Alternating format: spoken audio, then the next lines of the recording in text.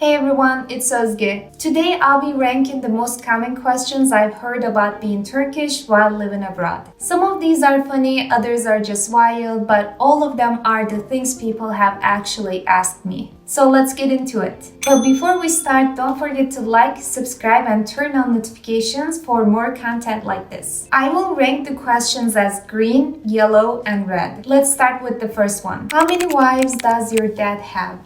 Just one. Turkey doesn't have Sharia law. It's a secular country and polygamy has been illegal for nearly a century. So no, one wife, one husband, just like in most places. I'm putting this question in the red list because there is a big difference between asking, does Turkey allow men to marry more than one woman at the same time, which is a fair question if you're trying to learn, versus bluntly asking someone, how many wives does your dad have? That's just a bit bold and unnecessary in my opinion. The second one is, why do you put dots over the first letter of your name? This question came from a coworker. I was writing my name down for something and added the umlaut over the O as Ö. I always do this. And she looked at it and went, haha, that's so cute. Put a smile on it as well. I was confused and asked, what do you mean? Turns out she thought I was doodling an emoji with the first letter of my name. So I explained, that's actually how you spell Özge in Turkish. Those dots are called umlauts and the letter Ö exists in Turkish, German, and several other languages. Let's put this in the green list since it was funny and she wasn't being rude, just very unaware. The third one is, do Turkish people ride camels? I swear people ask this just to piss us off at this point. Sure, you might see a camel as a tourist attraction in some places, but personally I've never seen a camel in Turkey. So to answer the question, no, camels aren't a normal mode of transportation in Turkey. We have cars, buses, trains, and subways, so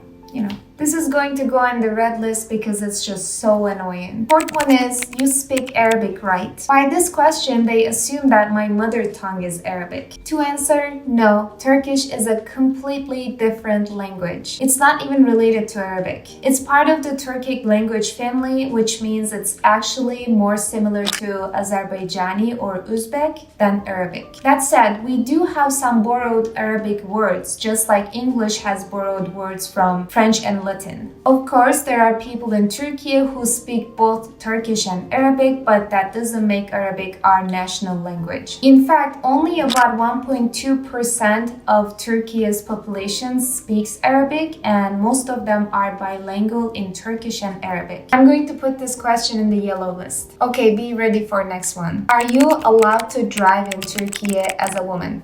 I actually got this question from an employee at the college I attended in the United States. We were casually chatting and she asked how I got to school every day here in the United States and I said, oh, I drive. And she looked shocked and went like, what? Can Turkish women drive? Are you allowed? Did you learn how to drive in the United States? Did you know it before? I have no idea what she thought Turkey was like, but that question was completely unnecessary. I mean, the reaction, you guys. It was kind of too much. So to clarify, yes, women can drive in Turkey. Always have no bans, no special rules. And of course, this question and that person, because of her reaction, will go into the red list. Next question, do you get along with Greek people? Yes, I do. Turkish and Greek cultures have a lot in common, like music, food, and history. Of course, like anywhere, politics can be complicated, but on a personal level, many Turks and Greeks get along just fine. This is gonna be in the green list. Next question, Turkey is a desert, right?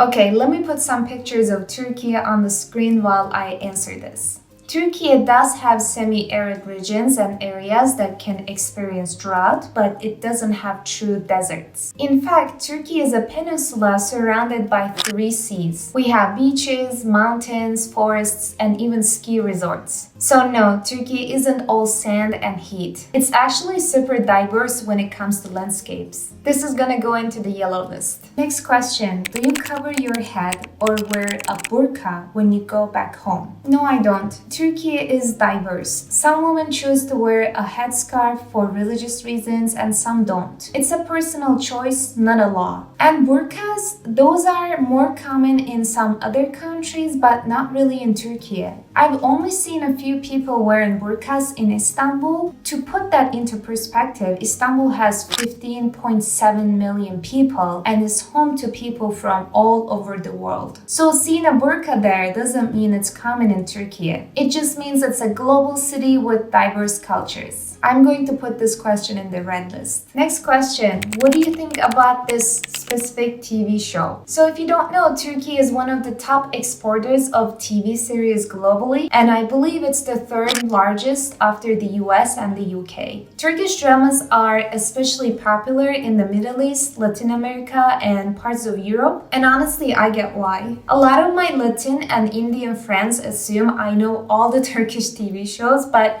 I actually don't watch them much. If you wonder why, because each episode is like 2 hours long. I used to watch them when I was in high school though. But if you're wondering about my favorites, here are some I love. This is very popular: Magnificent Century, Forbidden Love, One Woman, One Man, and European Side. That's all I remember for now. If you watch any Turkish TV shows, let me know in the comments. This is gonna go into the green list. And the last one is what people think about my look. So it's actually fun to hear what people think based on my looks. But here's the funny part. No one ever guessed Turkey. Instead, I usually get Egypt, Mexico, Uruguay, Brazil, Italy, and Spain. But my Colombian friend once told me, "You look so Turkish because of your nose."